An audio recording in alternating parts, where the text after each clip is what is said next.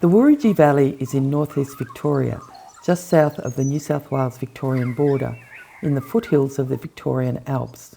It's granite-based box gum country with distinct seasons and an average rainfall of about 800 millimetres.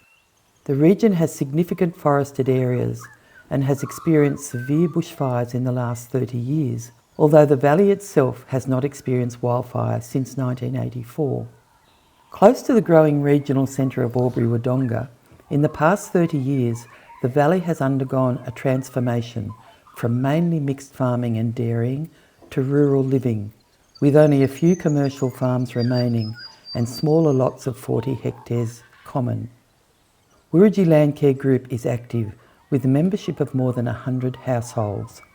Like many areas in the rich farming country of Victoria, successive waves of European settlement displaced First Nations people here in the 1800s, and the local Duduroa people had all but lost knowledge of cultural burning practice on country.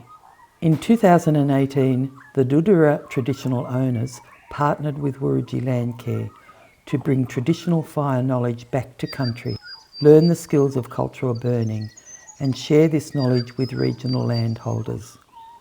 This has been our journey.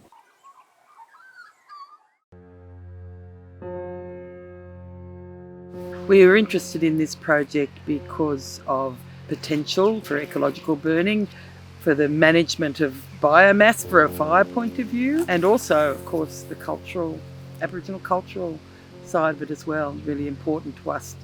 Cultural burning is, yes, it's a cool burn, but what is significant about it is that smoke is connecting with ancestors and it's cleansing the area. The spirits of our ancestors live in everything that you can see and feel here today.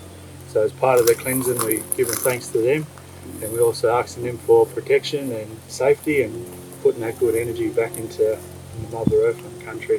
While we're doing that, we're just thinking good thoughts and thinking about everything that the environment provides for us and how lucky we are.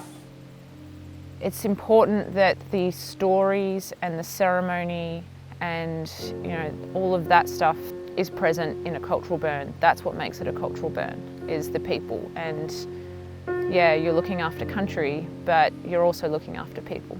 So we make brand new country with fire for the next generation, like Aborigines done in the past.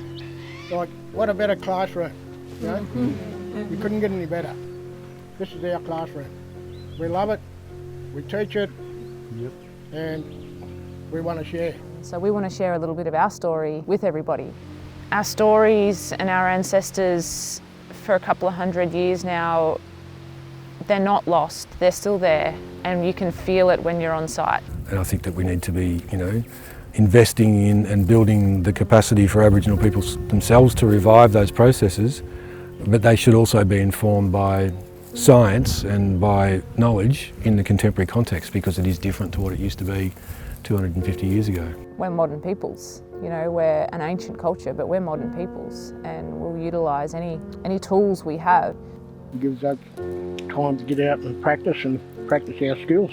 So it's just people like Anne and Fleur and Bridget that's letting us get back into their properties and do this stuff, and that way other farmers will hear about it and hopefully get in touch and get us in to do something on their properties. So we've got a site at near Barranduda on the Kiel River there. It's really nice, remnant vegetation, floodplain area. So yeah, we want to start trying to bring back more of the native understory, which has been overgrown by weeds a lot recently. So if we can start getting on top of those and bring back some of the native understory, get Uncle Al and his crew to give us a hand. We're really keen to see how it goes. That was my first experience going and doing a burn. The day went off really well. Everyone commented on, the success.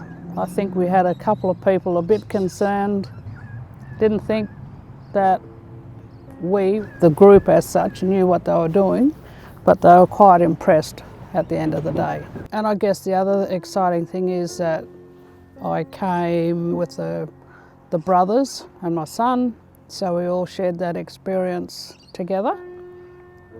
I guess hearing that knowledge sort of passed on was really good. For us it has a lot of meaning, and catching up with Uncle Rod has sort of cemented that family kinship.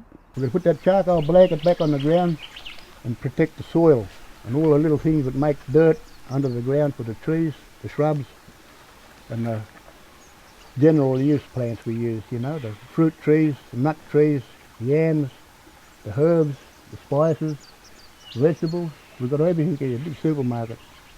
Except we've got to burn it and carry it back out. Lots of people came with different things in mind that they wanted to get out of it, but one of the main ones for a lot of people was hazard reduction. Yeah. You'd have to say. You can so clearly see the hazard reduction. Yeah, yes. It's gotten rid of a whole lot of biomass that you can see here, just all the overgrowth, and it's freshened everything up, so it's this green meadow really. And got rid of the dry grass and the dry stuff, hasn't it too? Yeah. Actually reducing the likelihood of major events, isn't it, if there was more of this happening? Yeah. The bottom line for us, I suppose, is encouraging people to undertake, you know, this small, low-scale burning on their own properties. It's fuel that gets managed that would never get managed, so therefore it's fuel that's out of the landscape come next fire season, or it's fuel reduced for the next fire season. So once we get a number of people doing that sort of work, then the aggregate is a reasonable benefit from a risk mitigation point of view. If you've got the right conditions, it is pretty easy to keep it under control, and that fire wasn't going to get away in a hurry today. Like, it was nice and easy and controlled, and you can just see that it's going to come back quickly, and hopefully the natives will be the first things to jump up. The native, like a kangaroo grass, will burn at about 280 degrees. Phalaris burns at about 800 degrees. Phalaris melts the side of fire trucks. Kangaroo grass, you can put the fire out quite easily. The native grasses do tend to stay greener longer into summer as well, so the opportunities for ignition are less. Removing the exotic grasses from roadsides has a significant fire risk reduction and a benefit to the communities. But these days it's too hard, the insurance is too high, the red tape is too involved, so we don't do that anymore. And so that stopped, and as a result the benefits that flow from that have stopped. It certainly reduces the insurance risk. Yeah, and it's so safe to do if it's done properly. There's a whole range of different positives that could come from this. For all the groups that were involved, it was a great partnership. New friendships were formed, met a whole lot of different people that you would never have met before, and we're looking forward to doing more. Gee, after 3 or 4 years, Uncle Al doesn't look fantastic. Your generous wisdom and spirit and sharing of knowledge with us has been really powerful and important, and we just thank you so very much for your generous spirit. And we might live here, but this is very much your country that you're helping to show us how to care for it. As landowners, we were really keen to get to know the local Aboriginal people, and it's really difficult to do that just in everyday life. One of the most important parts of this whole project, definitely. It's been a real honour, actually. We'd like to see a lot more of it happen. A few more Landcare groups taking it on and getting a bit more burns happening. Of course, sometimes it gets a little light on the ground. It was fantastic to see so many people here today to participate in it. I think one of the great benefits has been getting to know all these local people who had such a great interest, and we didn't know that. And they've all turned up for workshops and stood around chatting, and got to know a whole lot of people. All the different people coming together and learning together and learning from each other, and we've sort of got one aim of better land management. So we've got a lot of learning to do, okay? And we do it all together. Yeah, we do it all together. I feel as though we know what to do now, and I'd have the confidence and ability to do some burning, which is fantastic. I've been practicing burning.